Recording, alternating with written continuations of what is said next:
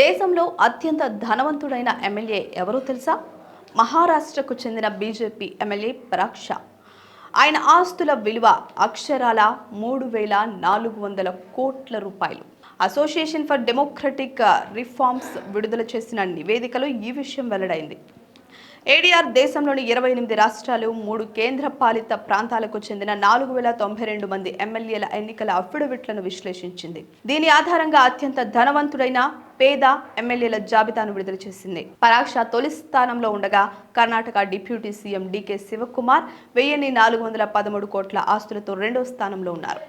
అత్యంత పేద ఎమ్మెల్యేగా పశ్చిమ బెంగాల్కు చెందిన బీజేపీ ఎమ్మెల్యే నిర్మల్ కుమార్ ధారా నిలిచారు. ఆయన ఆస్తుల విలువ కేవలం 1,700 రూపాయలు మాత్రమే. కాగా సరైన పత్రాలు లేని కారణంగా 24 మంది ఎమ్మెల్యేలు అఫిడవిట్లను ఏడీఆర్ విశ్లేషించలేకపోయింది. మరో 7 అసెంబ్లీ స్థానాలు ఖాళీగా ఉన్నాయి. ఈ నివేదిక రాజకీయ వర్గాల్లో చర్చనీయాంశంగా మారింది.